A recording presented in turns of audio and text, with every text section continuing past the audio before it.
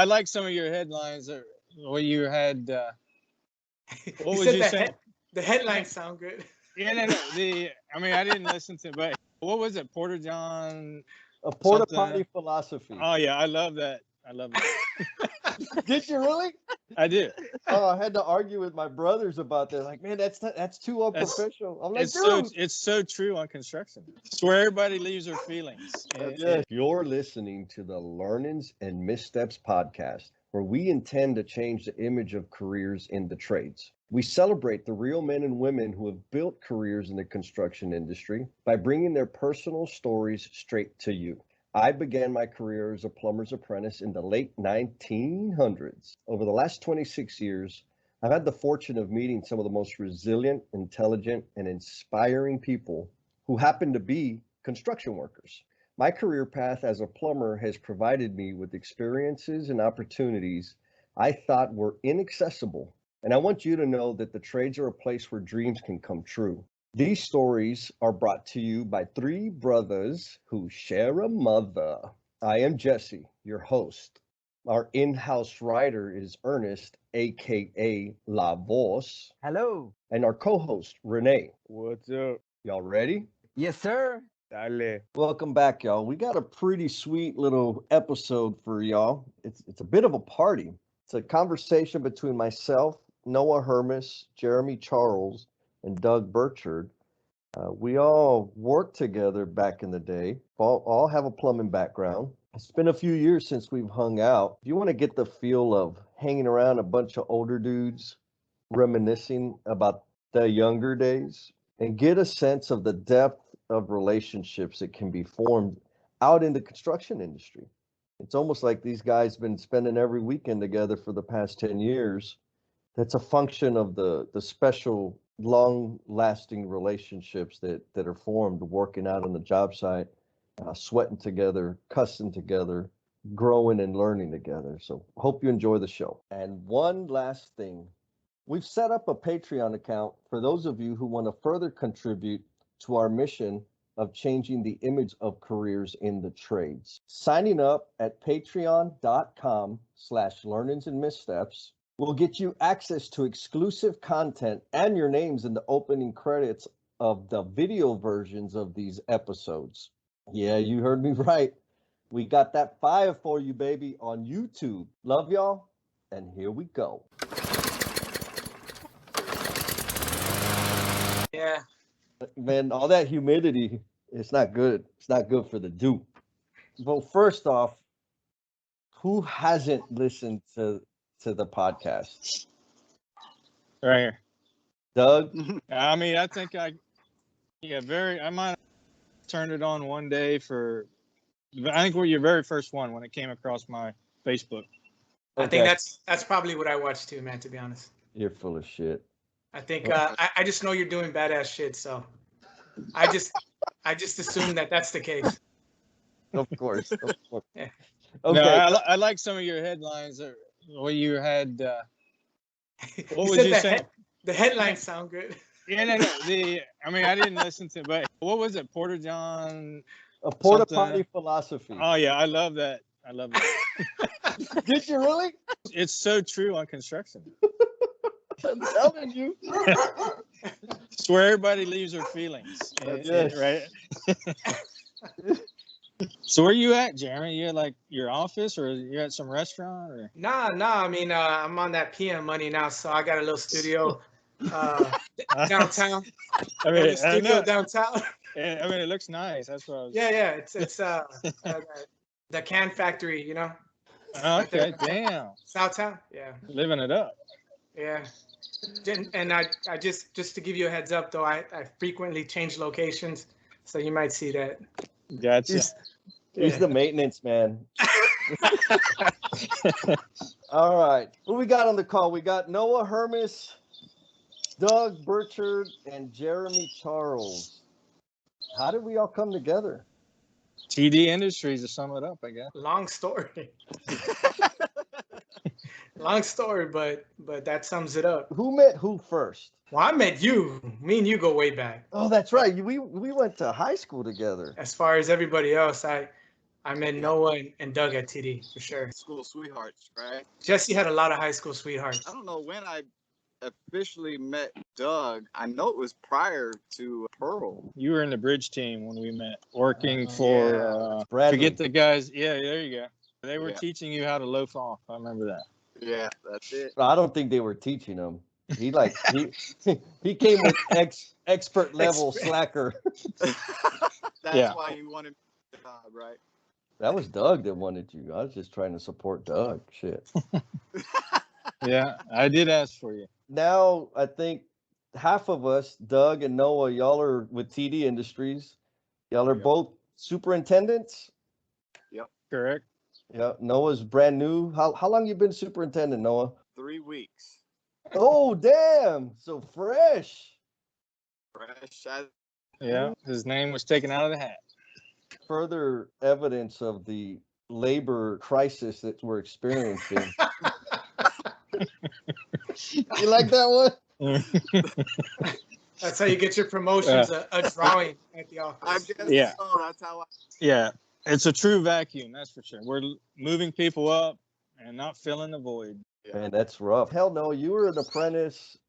Doug, you and I think we're both foremen when we met Noah, and Jeremy was an apprentice back then too. Yeah. Did we ever work on the same project No, together? I think so. I'm trying to think of years, right? I want to say in 2008 is when I went to go work for TD. And at the time, you had just made superintendent. Yeah, that's right. And then I And went to go work with, I think, Rob Chavez on that south side dental facility. So I worked with him for a little bit. And then I was fortunate enough to end up on Doug's crew at Palo Alto. Yeah, Palo Alto. Was it Palo Alto? And we worked at some military job too. We were doing chilled water. Oh, yeah, we did that at Lackland. Yeah. Was it Lackland? Yeah. Fort Sam. Fort Sam, maybe. I can't remember. Oh, And no, yeah, you're right. Jesse Fort Sam. was super on that as well. So you Yeah. were brand new super is what it was. And then Jesse got to see internal affairs and everything on that job. It was that gym job we were remodeling. They arrested you at the front gate or something like that. Oh, yes. That was a 360. You know what? We were all on that job too. Yeah. Weren't you there, Doug? We were. Yeah, I think we were started that job, and I think Noah finished it up. I Yeah, think I I might remember. have went to the city base right after that, and Noah finished it. Jeremy was there. He got all pissed off because he didn't want to cut the pipe in the gym a certain length. Oh, You remember that? oh, that was at Fort Sam Gym. Yes. yeah. It stayed was up. active during the whole project. I remember that one. Yeah, I mean, I was probably right. If I didn't want to cut it, then I was for a reason. Yeah. So 3 of us on the call are journeymen. What were you again, Jeremy? I was a super apprentice. Yeah, I don't think they have those anymore. But I was like Yeah. skip, journeyman, master, super. Lots of potential is what Yeah, you was. Lots of yeah, potential. yeah. And if I would have stayed, I would have hopefully got the journeyman and all that. Hopefully. Wow. Yeah. Well, I mean, Yeah. Maybe. Yeah, you would have. Okay, so that was 2008. How long ago was that? 13 years ago? Jesus. Yeah. God Right? damn. Yeah. I've been TD for going on 15 now. So Dude. So Doug, I remember meeting you. There was a job off of Fredericksburg Road. It was like a bank, Heritage Bank. And I think you had just moved down from up north. And it was your first summer working on the roof. Jerry Chavez was the foreman at that time. yeah, I was working in Bridge when I first came to TD, and working with Jerry Chavez. I don't remember a bank, but first time I remember meeting you, Jesse, was at the hotel in San Marcos that we were doing. Big project. I think Mitch Arnold was the super, and Dan Thompson was the foreman on that project, and we kind of TD as a team all came together. And I remember you being there. In fact, you were actually going to school at the time when you were working over there, talking about becoming a super. Did I want to be a super? I don't remember. That. I just remember you were moving on up is all I remember. That was Embassy Suites. Embassy Suites, yeah. Yep. That was my first year at TD. And Noah, where did I work with Noah at? it had to have been Bridge, I think. I think we met prior to SAT and and what was it, Walgreens downtown? Yeah, that was talk about milking a project. No, not the SAC. What building was that? Behind Bill Miller's. That's all I remember. That's right. And so, Jeremy, we went to high school together. You were what, class of '96? 98. You saw the leadership qualities I had as a senior in high school, and that's No. why you followed me. No, to no, no, TV. no, nothing like that. It was the party. You had a party. Yeah. Just one. Is that the one where he's humping you on the face? No, No. no. It was just I was a freshman, got to go to a party, and yeah. So he was a bad. Oh yeah, completely, totally, yeah. No, as a matter of fact, when we crossed paths years later, and he said he was doing this plumbing gig, and I was one surprised he was still alive too. That he had like a real job and a profession, and so it was kind of like that. It was more in that vein. Yeah. I had a lot of fun. But you got it. You definitely got it together, man. I bought into when I talked to you and you asked me. I was working at USAA at the time. Oh, You remember that conversation? I do. We're at Marty's house. Yeah. And I wasn't real excited about sitting in a cubicle. And he goes, "Well, you want to come do a real job?" I said, "Well, what is a real job?" And that's how I ended up in plumbing with you guys. And now you're back at the cubicle. Yeah. So now I am a project manager for a subdivision development company. Yeah. Utility site work. Dude, that's good though. Yeah, it's good. It's Oh, less yeah. cubicle. Nobody's calling. Well, I get a lot of phone calls, sure, but it's not a customer service like. I mean, you beat me. You went from apprentice to a PM. I'm still trying to get there. You don't want to be a PM, liar. Yeah, well, that's a lot of school, so I just went the school route. Yeah, you guys got all that real experience. I went to school for a while. So on that, like you went to work for USA, then you went to school. Now you're project manager. What was it that you wanted to do? Like back in the day when you were in high school or middle school, you just wanted to be close to me. No, I joined the military and got far away. I was traumatized. So then I joined the military, man. I don't know, for a lot of years I didn't know exactly what I wanted to do, and I guess that's why I joined the military. And then I wanted to be a pharmacist, and then I got into construction. Yeah, my story's crazy. I've always been around construction family, so I always did a lot of residential stuff, and I didn't realize how much I enjoyed it and fell back in love with it after working with TDI and seeing something come from nothing, and decided to just go back to school and see what I could get that construction science and management degree. And so that's how I just chased it that way. I just went that way. I was always starting from behind. You guys had all these years experience, man. So. But I didn't pick my career either. It picked me. I fell into plumbing. I was actually going to school for engineering back Really? at Ohio State. Yeah. Damn, I did one trimester, whatever they called it back then, and happened to get a day job working for a plumbing company. And I stopped the schooling, and I was just making money. I was making enough money. I didn't feel I needed any more at the time. and I didn't like going to school. So I said, all right, let me just keep on plumbing. And they ended up sending me an apprenticeship program, and it kind of, like I say, picked me. It was not my job of choice. Yeah, I guess nobody is in high school and is like, I want to be a plumber. Right? Well, that's what Jesse's trying to change. Exactly. And that's what we need. Like we can't all be as sexy as me, but we all have some stories that can motivate those students. And I think, Jeremy, you pointed it out, like the cubicle life was, you knew, like you were frustrated with it. It wasn't enough. And me talking about construction or what it was like working out here was intriguing to you. For sure. I've always, in the military, I worked with my hands. I was a helicopter mechanic. And so I learned well that way. I like that hands-on. I mean, even working with Doug and Noah, if there was a task, I learned better getting in the thick of it. And I know that sounds weird going to school and everything. I just got to do things. But that's what I've always liked about construction is that you're in it.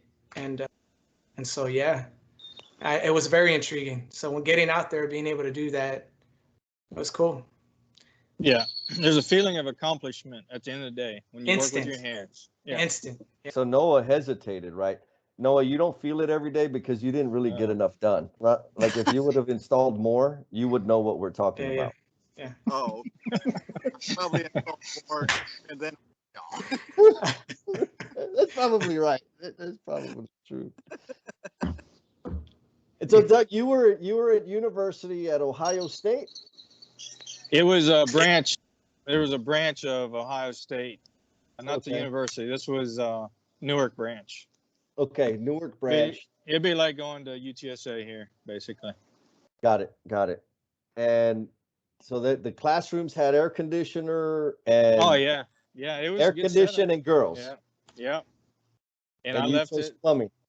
I chose plumbing. I hadn't looked at it that way, but yeah. And what was it about plumbing that helped you make that decision? I don't know. I felt a sense of belonging, and with the group of guys I was working with, I enjoyed the guys I was working with at the time, and Hey, Robert. and then we'd go to school, apprenticeship school at nights, twice a week. There is And I potentially don't know a what. change order I really don't know what down the road, but brought as of me right now, into it, we're but not, I didn't like going to college. I really wasn't a book guy. I was more of a hands-on. yeah, I mean, type of person. let's fence it in.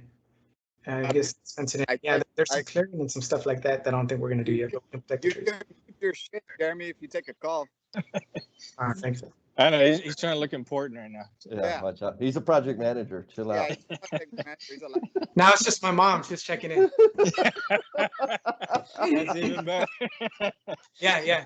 Mijo, are they being nice to you? You know, that kind of thing. yeah. Like shit. No, Jesse's on the call. You know, ain't gonna be nice. Actually, what I'm thinking about, I felt like it was easier than the book learning of college. That's what I felt.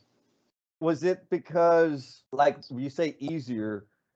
Was it because there wasn't anything to learn, or it was? No, there was learning. There was definitely a lot of, but it was a different type of learning. I don't know how to explain it, but rather than just looking at a book, reading a book, and learning out of the book, this is learning with hands-on. Back to what Jeremy was saying, and it just felt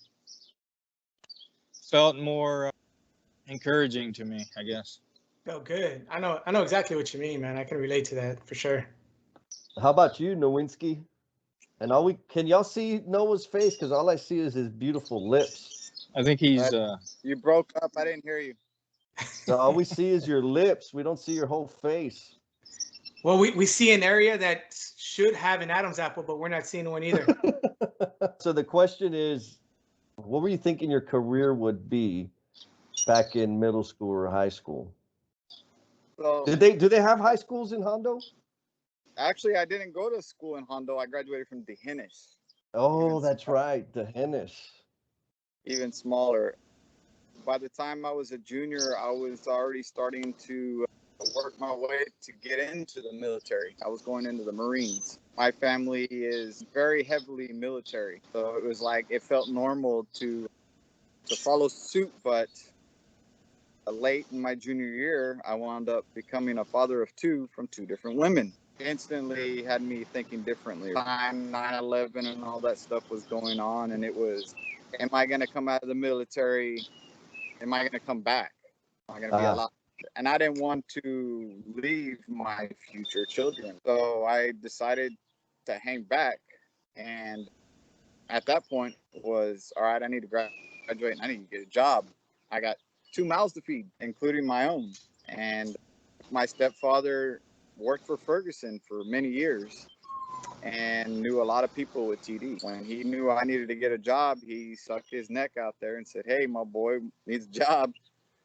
And next thing you know, I'm interviewing at TD and they're like, yep, we'll take you. Started there. TD put me in school and just kept pursuing it. So you completed the 4 years of apprenticeship? Yep. Graduated from ABC. How old were you when you started with TD? I was 18. Nice. Perfect. Awesome. That is. Have you haven't quit yet, have you? Nope. I'm not a quitter. Oh, bird. Dang. and so you're how old are you? 35?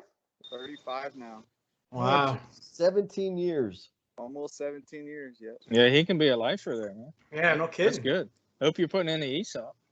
Yeah, I am. But my stupidity when I was younger, I didn't do that. That's when Wow. you needed to buy. It was back then.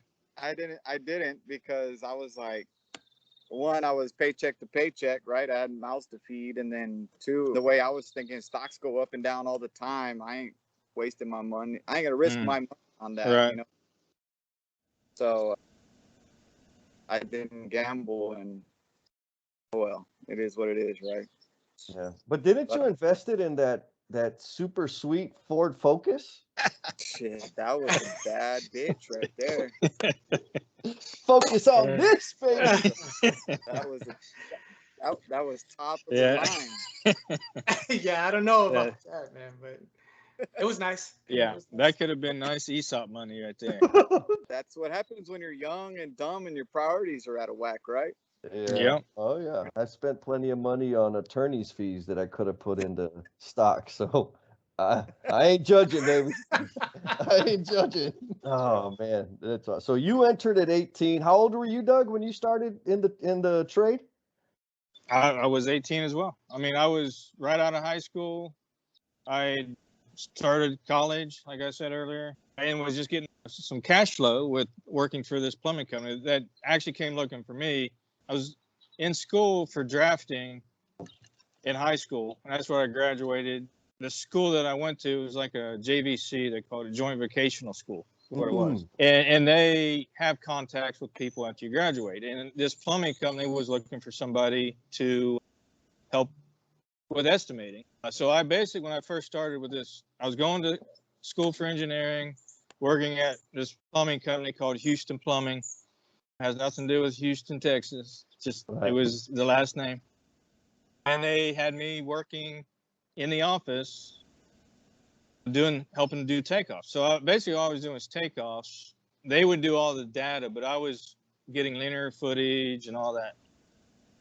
And eventually they needed some help in the field. They put me in the field, and the rest is history. I started an apprenticeship program through them, and I never got out of it. So.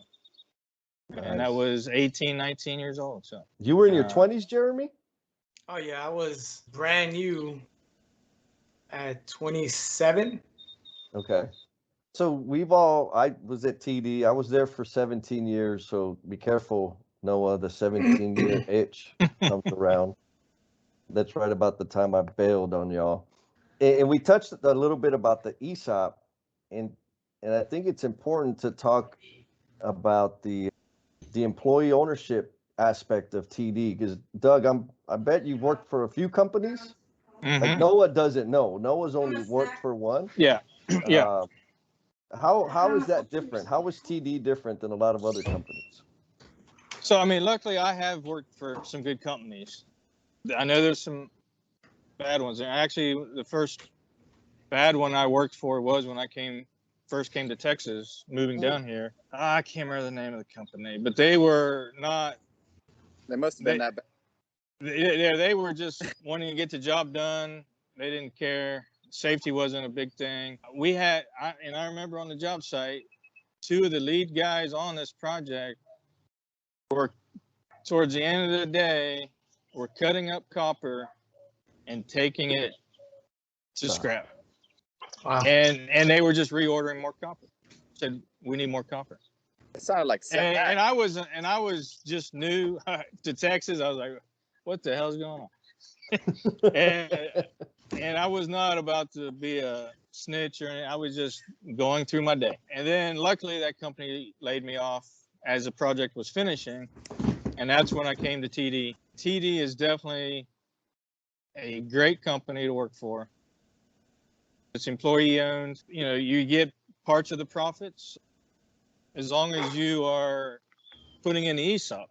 So from what I'm understanding, I mean, they do give out some bonuses, but the majority of your profit sharing is through the ESOP. If you don't put money into it, you're not getting a part of the pie. So, but it's still a benefit, and as well as a 401k. So if you're at least putting in the 401k, they're matching that as well. Like you said, there's companies out there that are taking all the profits and not even paying you well, just making money off of you. What about the culture? It's an open book culture. It's an open conversation right there in every meeting. Voice your opinion, as well as safety. You got a really good safety culture. If you need something for safety, we'll get it. In fact, we demand that you get it. We don't just say, we don't ask you if you need it. We tell you need it. So Yes. Whether you like it or not. whether you like it or not. And that's okay though. Like some of us Yeah. need that, man. I mean, Yeah, back for in, sure. we talked about it this morning at breakfast. There are some protocols in place now that I would absolutely not violate. And if I saw people violating it, I would like, stop. This isn't cool. You're at risk. But 15, 20 years ago, I didn't think about shoring in the ditch, right? I just went and got in the ditch.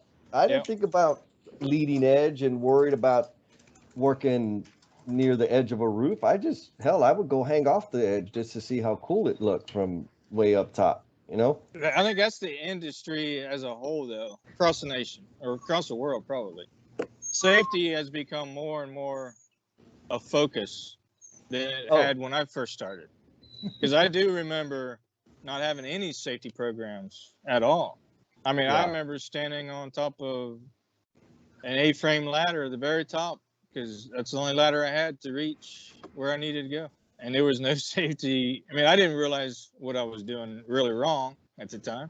Right. I felt like I was pretty well on my feet and balanced, but man, anything could have knocked me off. But as accidents have happened over the years, that safety comes into play, and we've evolved into this safety first culture now in construction as a whole, and production kind of falls in right behind that. So the three of you have children.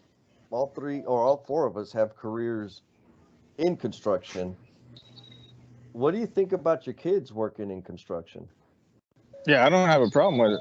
I mean, it's definitely it's lucrative and stable, depending on which type of construction you get in. But it is very stable career. Yeah, for sure. I second that. I wouldn't mind at all. How about you, Nowinski? I don't have no offense to it, right? If they want to get into it, that's great. I'm just worried about if they could handle it. They're relying on technology and stuff, and technology is starting to come around, right, for construction, but there is still manual labor that needs to happen. And I'm worried in that aspect if they can handle the manual labor. That's the only thing that would bother me or worry me about the construction future. So is that like for your own kids or kids in general? I got a lot of feedback from others, that have children around my age. They're more technology. They don't like to do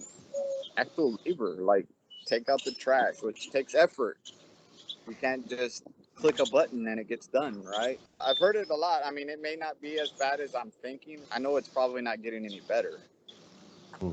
What do you think about that, Doug? I think he's hit a good point there. There's easy, lazy money out there. I always kind of felt like people in sports were more cut out for skilled trade type. There's like a correlation there. Yeah, sports you had to work to get benefits or to win. You're working to win. Where computer generated stuff, you're really not breaking a sweat. Sports brings you into that mindset. You're going to break a sweat to accomplish something, and you have that competitive nature. And construction is very competitive. It's always been one of my thoughts, but I don't know what you guys think. I could see that. I guess I never made that connection, but it makes sense. I think two things. Doing digital stuff like podcasts, there's nothing wrong with it, Doug. Don't judge me. Question about the generation. This generation's digital. This generation doesn't want to work as hard. They don't make them like they used to. I think every generation has said that. I don't know. I totally see Noah's point. I do believe all that. But I think it's it's our fault too. Like my kids, Yeah. I feel like it's because, I'm chasing this and I'm doing this and I went to school late and so maybe some of the things that I was doing when I was young, we just make it easy. It's easy to give them the crap, man, and let them consume their time a certain way. So there's definitely some fault on our part, but we didn't have a choice back then. We didn't have this stuff. So where you say it's every generation, I don't know, right? Because now they're in their rooms playing the games. When I didn't have a choice back then to go outside and play baseball, play football, do all that sports, tough sweat stuff that makes it not scary to get in a ditch, Right. to hang off the edge of a roof, because we were jumping off the roof anyway, Right, exactly. I can't imagine my kids. I think they're extremely capable. It's just they've never been asked to do it before. Yeah, it's the mental ability, because there's a mental toughness that you need to go out there and sweat and accomplish something. Well said. Jeremy, you touched on this generation. I don't think any of us has done a study of an entire generation, right? Like we're talking about the people in our lives that we know directly. Sure. And we've created that condition, right? So if I think about my baby brother, Renee, I protected him and I did some things to keep him comfortable and not, I mean, the dude's 6 something with arms that are like 5 feet long. He could have been a baller and I could be retired right now. But he was not into athletics. And we, for different reasons, that was okay for some of us, meaning my mom, not me. And the first time he got a job working at TD, it was a sheet metal hand. And I think he worked there like 6 weeks, maybe 2 months, and he quit because he didn't have that mental toughness. And I think that's natural, right? As a parent, you want to take care of, you want them to have a better life than you did and all that good stuff. But Jeremy, back in our day, we were like the Sega generation, the Nintendo generation. No, no. Yes, but only if you could afford it. Well, exactly. So we couldn't. Hey, my generation was Atari, so they've been around for a while. So the video games is not the only reason this is a problem, but every generation does make life easier for the future generation, right? We're just constantly making it easier and easier. It all starts from the damn remote control to the TV, right? And that's one aspect. We made it easy, and we want the next thing to be easy. You throw the social media stuff in that. We had the games is one thing, and now you got social media. Now you got Instagram stars and people making money off YouTube, and then everybody wants to do it that way. I can totally see it's a challenge, getting people to probably join the military. Who's going to join the military? Probably a bunch of poor kids. I think it's going to continue to get harder and harder. I admire and appreciate what you're trying to do, because I think you're absolutely right, man. And that's something I didn't buy into maybe way back when. Like construction, you can have a good life, man. Make good money and feel good at the end of every day, as long as you're as productive as Doug and not Noah. So I do see it, right? Perspective was a little bit different as somebody that came into the trade and was playing catch up against guys my age, right? So you had Sam, you had Charlie, you a couple years older, you guys were advancing, and I was an apprentice, and I think I would have caught on, and I think maybe caught up at some point, but education was just my way to kind of play catch up. And so that's why I went to school and did that whole bit. Of my kids, my daughter, I went to school late, right? There's a bunch of young women, construction science and management degrees, joining the field out there from, I think of what I do now, there's, I think at least 2 women that are doing the utility work in the ditches and the hard work and putting in the time, and who knows, right? From that level up. But yeah, I think about my kids. I don't know. I like to think they got some of that toughness, but they haven't been asked. They haven't been challenged in that way yet. And who's responsible for setting that challenge? Yeah, it sucks, man, because you're right. You want to take care of them, and I'm sure Doug and Noah think about that all the time too. But going off to college, being alone by yourself the first time, that's tough in its way. And so I think what plays in part too, whether we think about it at the time, it's kind of unintentionally, we're like, man, do we really want to push our kids to do what I'm doing? The mental abuse, I say abuse, but the mentality that we have to go through, the physical abuse we go through.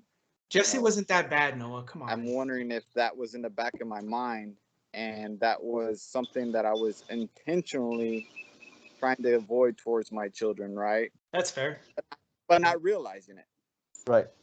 So the other thought I had about the whole subject, and to your point, Doug, about students being involved in athletics, the sweat factor to accomplish something, like, which is really delayed gratification, right? You practice your ass off to go play for 15 minutes. Yeah. Right. Or Noah and Jeremy, we all played baseball. I think you played baseball too, didn't you, Doug? Yeah. Actually, I played baseball at the Ohio State branch. Played baseball through my younger age and played football. Yeah, I played also. And, of course, track. I was big on track more than anything. But, yeah, I definitely had this sports background. All right. And so we become conditioned to, like you said, Noah, I thought you were going to start crying about the mental abuse and the physical abuse. You were my mentor But yeah, you learn that in sports. Yeah. So it's how to handle that mental push, that abuse. I mean, no pain, no gain, right? We've always heard that. So. And there's that old school construction vibe too, man, that, thick skin, you got to be tough. And I didn't have an issue with it. I came from the military. By the time I got to TD, that's the world, man. You got to be able to take comments, like shots at each other. It's all in fun. There's no animosity. That's the nature of construction, And like you say, not only is safety changing, but I think that atmosphere is changing a little bit too. And we got to adapt, right? Like things are changing and we got to adapt. I mean, when I was out there with y'all and recruiting people, they would say, like, what are you looking for? The schools, when we started that internship program, I said, I don't want straight A students. I want the kids, like, if they're in band, if they're in athletics, if they're in some kind of extracurricular activity that requires them to get up earlier and be at school more than the rest of the kids, or stay after school to practice more than the rest of the kids. That's cool. And it's a team function. I don't care what their grades are. If they got that, that's what we need. Absolutely. Yeah. Back to the social media thing. Because things like the social contact that we can have now does not require being outside of the house and doing social things as a group, the ability to work in a team is getting severely impacted. Is that, like, I can do all this stuff isolated in my room, so I don't develop the skills of working on a team and talking smack and taking the jabs because I've been in this bubble. Yeah, this little cocoon. Sure. And I don't think this Corona thing is going to help any, right? Oh, look at everybody working. I mean, I wanted to meet and do this in person, but you were like, no, let's stay and do our little laptop thing and team meetings. You're right. Society as a whole has become more sensitive. And it does affect the construction as well because everybody's sensitive. Construction probably could have used a little softening, right? A little, and I think we have. Definitely have. I just say that getting women involved in construction, Mm-hmm. and that's not a bad thing, but there was probably some adapting that needed to happen on the construction site in order to allow for that to happen. So I think probably a good thing. I do see what you're saying, and I do see that argument with softening, generally speaking, and that whole bit. But with some of those women that I used to work for in the construction industry, they were tougher than you, Jeremy. That's probably true. Hard to argue against that. I saw that when you were giving them lap dances. I saw that. they wanted to work. All right, cut that out. Doug is offended. My bad. This conversation is going the wrong direction. Thank you, Doug. Doug, the voice of reason, baby. I told you he was the only adult involved in this conversation. Tell me what y'all think about this. I agree that maybe we're getting softer rather we're getting softer at a rate faster than I'm comfortable with. Yep. Now, on that note, I also feel there was a measure of respect that was lacking in our industry. Sure. Very true. And so, like, we're starting to improve that or close the gap on the respect situation. And at the same time, the sensitivity thing is also kicking off. Is it two separate things or is it the same thing? Good question. I don't think you have to be sensitive to respect somebody. You can be hard on somebody and respect them at the same time. You're just pushing them, to be greater, to be better. Do you think it has to do with the demographic of society that construction workers come from? Is that where that lack of respect comes from? I look at the military, and you have to be tough and thick-skinned in the whole bit, but there was still structure and accountability for when you got disrespectful. You don't really have that old school in construction because it's not the military, obviously, right? So did that have something to do? And so now softening allows for respect, but I just wonder if that lack of respect, I feel like I work with a lot of guys even to this day with the field where we're at, and there's some hard asses, tough dudes, man, and they're great at what they do, but they're not gonna easily fall in line. They're just not. No. And that's construction, generally speaking, but in today's construction, you can't really have that, even though you kind of feel like we want that and need that sometimes. It's not gonna work as we continue to progress. Yeah, I feel you. There's some old behavior that's ingrained into our industry, right? That's, you said, tough and hard and old school. It's existed for a long time. So, like, Doug, y'all, all the three of y'all, we've all dealt with this, right? You work with a superintendent, with a general contractor that's, got the gray hair and the leather face. They've been out there. They've been doing it for years. And they're going to talk to you a certain kind of way. And it's like, okay.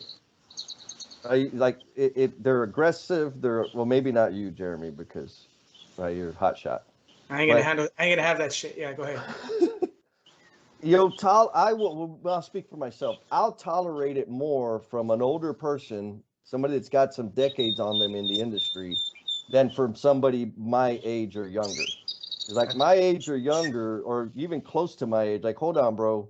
Like, you don't have those years on you. I know you didn't live that life. Like, we ain't doing business this way. Back to the generational thing.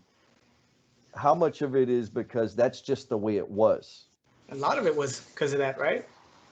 That was construction. While we leave that behind and the softening up thing, we're gaining respect because people are respecting probably authority and positions, maybe a little bit more than they used to in the past, that old construction.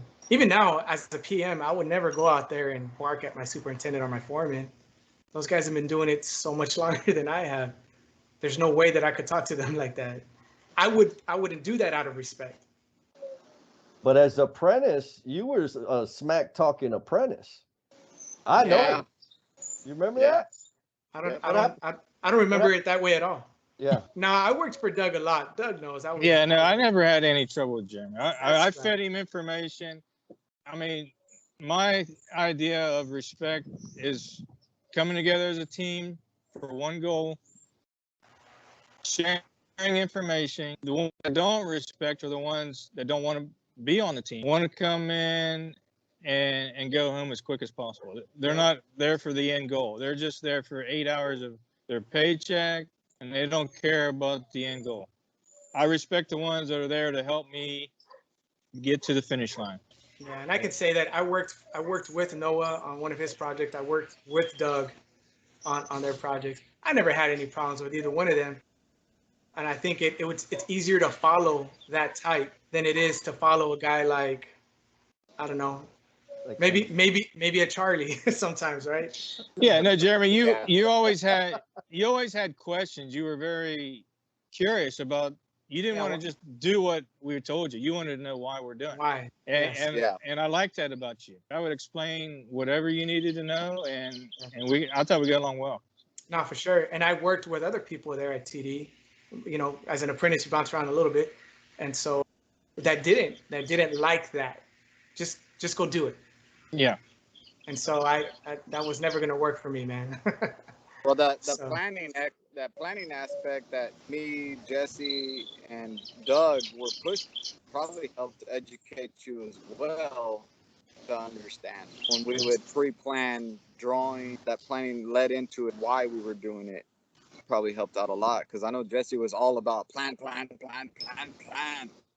Well, I thought y'all wanted to do it at Pearl. I remember Doug saying, like, Jess, we need to do this different kind of planning, build some spreadsheets. Was it that you, Doug? Yeah, no, I wanted the spreadsheets because I never knew how to determine. I mean, we have a task. I had a hard time making the judgment on this should take a week to do. I wanted some data to tell me, yeah, this should take a week to do, and that's kind of why we developed that. We talked a little bit about technology as it relates to kids and not sweating. How about the level of technology that y'all are playing with now in the field? Did y'all ever expect that? I've embraced it, but I see a lot of value in it. Yeah. But I never saw it coming. Yeah, I saw at school when I was going through the program, some of the programs that was out there. They introduced us briefly to a lot of these different stuff, BIM, building information modeling, and Navisworks, and how HVAC and plumbing, and you could, look for conflicts and all these different things. And of course I relate everything to past experiences like everybody, right? So I had residential experience and wondered how it could be implemented there, but the cost in residential is probably not applicable. But TD, I'm like, damn, I wonder if TD is going to get into this, TDI, and how it's going to fit and the direction they're going to move in. So I don't work in those fields anymore, but man, I saw what was out there. And if you guys are doing anything like that, man, that's pretty badass. Yeah, it is awesome. The VDC team, and we pretty much build the building before we even break ground. We model it, coordinate it. We get maybe 80%. You'll never get 100% coordinated out, but it helps us a lot to see at least the layers of the work, the potential conflicts that's coming up, and we can look at them more in the field once we get to that position. But there's definitely huge benefits of pre-modeling a project and then bringing in the Trimble so you don't have to pull string lines, tape measure blowing in the wind, trying to get a measurement in a wall. The Trimble puts us right on the dot. You remember the first time Doug was introduced to the Trimble? Yeah, he was fucking worried. I was worried. He was fucking sweating. He was like, I know. remember that day when the first day Trimble went out there, we were doing the pans on the first level of Emma on the new building, and Doug told me, like, do you trust this? How do you feel about this? And I forgot all about that. I trust it. I did it. Apparently Jesse didn't. I know. I remember Jesse always telling me, trust the Trimble. And he was like, man, I don't know if I could trust it. And then he started doing this whole, hey, Noah, hold this tape to them. I mean, these hit, but I mean, what about the rest of them? And to himself, trust the Trimble. Trust the Trimble. Wasn't that bad, right? No, actually, that project, that was Pearl Hotel, right? Yep. I think we hit damn near all but 3 sleeves. Is only out of 600 sleeves we probably put in. Oh, we put way more than that. Probably more than that, yeah. But there was only 3 of them that was out of that whole job. And then we had very impressed. We had a couple thousand inserts. Oh yeah, it works as long as it's calibrated properly. Because there are issues with operators' capabilities, and they don't get it calibrated properly or localized, as they call it, and then all your measurements are off. So it is still good to pull that hard tape measure, verify 1 or 2, and then if they're good, they're good. The rest of it's good. Let it roll, baby. So we started off way back where we met. Here's the question. So Jeremy, I don't know if you're looking at your wiener or you're texting. Why do you go to him all the time? I mean, Noah. I forgot how sensitive you are. Yeah. You've been out of the superintendent role, bro. You still got to play feelings and emotions. No. Speaking about sensitive and the new generation, right? Right. Noah, like we've known each other for a long time, the 4 of us. What do you think about where each of us are at now? Meaning, what do you think about where Doug's at? Were you surprised? What have you learned from him? How has he impacted you? Same thing with Jeremy. To start off, I mean, obviously with Doug, when he first went into the superintendent role, I didn't know until I think he was already in it for a year. And I was kind of shocked because I knew that was your drive. Your drive was to make him a superintendent. And I know for past conversations with Doug that he was very hesitant. He kept saying, no, I don't want that. No, I don't want that. Now that he is, I mean, the amount of stuff that I learned from him, yeah, I don't see him stopping. I see him going further. He taught me a lot. Definitely double checking, cross reference, not necessarily not to trust anybody, but to basically in your mind, you know it's right. Verify. And you verified that there is no issue. He stressed that a lot towards me, especially on Emma. And he always pushed that on me is, you know, we would finish something and get an inspection. He's like, did you verify everything was right? And I'm like, shit.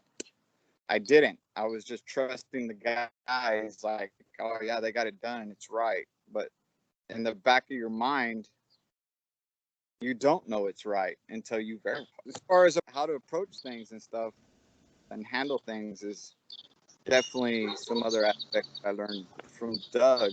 You, Jesse, I would say the main thing is you pushed on me was plan, and get your paperwork done. And put it on paper so you can see it, you can feel it, you can visualize it, and then you can push towards that. You need to put it on paper so you can show it to your guys. So they can Need a goal. understand it. They can understand it, what their expectations were, and basically to do better for yourself, to take the weight off of you and kind of put it on the guys and let them take over. As far as Jeremy, it was basically like, don't be a bitch, just get it done. I would say that to you a lot. My bad. But what I learned from him is he was a hustler. It didn't matter if it was, Noah, you're telling me to get in this ditch and it's waist deep of water and I needed to tie this line in. If I told him that it needed to get done, he'd fucking do it. Most of the time. I would get some negative feedback every now and then it was more of, hey, don't be a bitch. I would throw it right back at him. But he had a drive, right? He had a drive that I saw and admired. Even though I wasn't working with him very long, I think we worked together maybe between 2 projects, a total of a year. But if I had something that came up and it needed to get done, he was the one I went to. It's simple for me. Not surprised at all. Mine was confident. Mine was like difficult or what? No. I'm just gonna be quicker. Yeah, well, I mean, remember the question. I mean, because Noah went deep into that answer. So Yeah. Nah, for me, it's no, not surprised at all, man. Noah, I expected to eventually be a superintendent. God damn, man, you've been doing it since you're 18. You better. And Doug was always a badass and easy to work for, and as long as he could get his head wrapped around the technology part, I see him. I don't even know what's next, but you guys are gonna kill it. And then even you, Jesse. God damn, man. I mean, I don't know. I guess eventually you'll own Turner or Joris or one of them companies. So now, I mean, I will say that about all my construction in the field, I've been super fortunate to be around good people that helped. And so I've tried to take as much as I can from the time I had, as little as it may have been. I mean, I was only at TD 3 years, but I feel like I was around some awesome people during that time. So I've always taken that with me. And then you use that experience to compare against everywhere else you're at, man. And it's hard not to do that when you're around high quality guys. So that's my little take. Nice. Thanks for Yeah, keeping it under an hour. Yeah, so mine will be a little short and sweet too. But yeah, Noah, I always knew he was going to move up. He was more of a guy that wanted to get it done, less on the planning part of it, but he's learning to do the planning part of it. I mean, he would just push the guys, get it done. I mean, he was always good for that, and very knowledgeable at learning, curious, and always learning what he needs to know, as well as Jeremy. Jeremy, pretty much the same thing. I know he didn't work that long with us, but when he did, like I said earlier, he was always curious. He wanted to know. So I'm not surprised about him being in his position, because he was a pretty smart kid, and I knew he was going to continue to learn whatever he needed to grow. And then Jesse, you always have talked about wanting to be a teacher, and that's kind of the role you've went into. So you've always been less of wanting to be involved in the day-to-day stuff. You'd rather be teaching for future generations to be prepared for the construction industry, and that's kind of where you're at. You're what now? Lean process? Yeah. In charge of lean processes. You do something with some little podcast or something like that, right? Yeah. Yeah. But yeah, I mean, it's lean processes is valuable to be taught. Definitely in the construction. It's kind of making money like the newer generation is trying to do, all easy shit. You know it. No, I mean, for me, guys, like with Jeremy, it's perseverance, because you've been through some shit. Yeah. Right. Personally, and what you've been through, that would have taken a lot of people offline, meaning they would have given up and, played the victim card. Yeah. And you've never done that. And you continue pushing on. It's easy for me to start thinking about how hard my life is, right? But having people like you in my life help me say, like, man, it ain't that bad. Like, this really isn't that bad. I can deal with this. Doug has always been, I mean, even at the beginning of this call, I'm like, man, do you guys think Doug's gonna get on the call? And Noah's like, yeah, of course, Doug will be here. So like, Doug's always been steady, dependable, all the time. And that's, I haven't always had that quality as an adult, or even yet at all. But it's something to aspire to, right? When I think of people that I can depend on, that are steady, like go-to people, I think of Doug. And Noah, the last time I did the last planner boot camp thing there at the office, you blew my mind when you came and you're like, dude, I already knew this. This is the crap you've been forcing down my throat all this time. And like, it was funny, but you always had the knowledge. You always had the capability. You always had more, like when we went golf, didn't you start golfing with us? Like, you hadn't golfed ever before? Yeah, because I got jealous because y'all three would come back like Monday and be talking about golf, laughing and making jokes of what y'all did during the round. I always had a curious for golf, with me being in heavily sports, right? I was like, I want to try it, and y'all were like, come on, just go on Craigslist and buy yourself a cheap ass set and come out. I think that right there is what locked us together. Man, I had the time of my life. But you came out having never played, and then like smoked all of us, except for maybe Doug. Nah, his drive is ridiculous. His drive is 300 feet to the right and then come back to the left. Right? You've always had this kind of raw talent. Couple that with the last planner system boot camp that we were in. Like, you've had that talent, and what you've helped me appreciate is patience. Because I used to get like freaking Noah, like, God, but you got it. And you're a superintendent now, you know, and that's pretty and awesome. so that helps me understand, like, Jess, don't give up on everybody, because people are taking in, or I am providing some kind of value or something that will pay off for the individual in the future. Like you said, Doug, I like teaching. I don't like getting rejected. Well, when I'm teaching, most of the time I'm getting rejected, right? Because people want to do things the way they've always done them, and that's okay. But Noah, like, you're a phenomenal example of the teaching taking root and then coming up and actually helping somebody experience a higher quality of life. It's almost like you're saying, if God damn, I'll never give up again, because I know if Noah got it, then anybody will get it. You know, so it's like a pretty way of saying that, but I got you. I got you.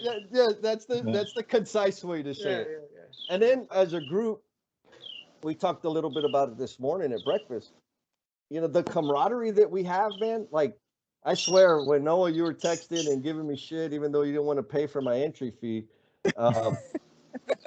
I was kind of worried. Like, man, I haven't seen these guys. Like, is it gonna be weird? But it's not. It was like just last weekend that we played golf. Yeah.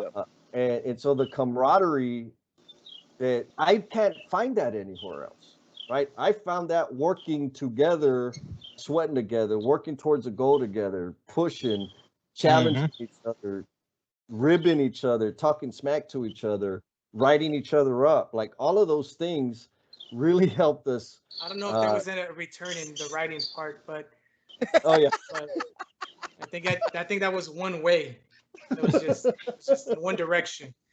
Yeah, but it's easy, man. It's easy for me because I have a lot of respect for each of you. You know what I'm saying? I think that, so for me, that's what it is. It's, you know, these guys, same work ethic in a way, right? Yeah. Different levels. Jesse, you're a beast, but in the field, the work ethic and working with Noah, working with, so it's easy to kind of, you can relate. I saw them. I know how hard you know, they work and shit like that. So I have appreciation for that. And even though I'll bust Noah's balls a little bit, you know, I know what all you guys are capable of, man. And it's cool. No, it really is cool to see a superintendent, man. Especially after going to the service side. I know. Yeah. I thought we lost him forever. I couldn't believe you went that direction. But you like to play You with want- what you like to play with, so. So you want to know why I went in that direction? No, Yeah. no, we're good. What was the next question? Next question, please. Next question. Why did you go to service? Was it for money? It was two things. It was money and growing. When I went to service, it was smaller, and I wanted to grow at a faster rate. Like, I wanted to be in a management position, in a lead position, and at the time, I felt like what we had on top of me, it was stuck and locked. And I wanted more money, which more money required me to move up. So when I went to service, they were telling me, they were amazed by like what I knew and how I would approach little projects. And they were like, oh man, dude, we're going to make you a manager. And I was like, all right, yeah, this is what I want. I want to move into a higher level, make more money, take more load off of my body, because I'm obviously not getting any younger. And it didn't work out. I had the want to get back into construction because I missed believe it or not, I missed the planning part of it. Drawing ISOs, doing takeoffs, I missed that. It was like, if it was too easy in service, I wanted to get back into it. When I asked, they were like, oh yeah, we'll take you back in a heartbeat. Well, guys, we're about at the 90-minute mark. Is there any topic or question that we should have covered? Not you, Noah. You already got half of the airtime. Thank you for jumping on, man. This was cool. It was good catching up. And I guess July 17th, huh? 19th. July 19th. My bad. Yeah.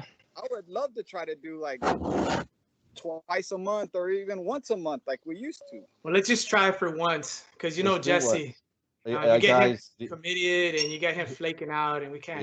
Yeah. I'm starting. I think I'm having a panic attack. Yeah. Slow down, damn it. Start talking like that, Noah. Well, I mean, and he's national now too. He's got to travel. Yeah, he travels and stuff. Yeah. So. Yeah, I've got. But let me clear it with my agent, and I'll get back to you. now it's really good seeing you guys, though. Yeah, man. it was. Yeah, same here. All right, guys, y'all be cool. Man, you are one dedicated listener, sticking with us all the way through to the very, very end. Please know that this podcast dies without you, and we invite you to share how the episode's impacting you, along with your thoughts, questions, and suggestions. You have been gracious with your time, so we added social media links in the show notes to make it super easy for you to connect with us. Be kind to yourself, stay cool, and we'll talk at you next time.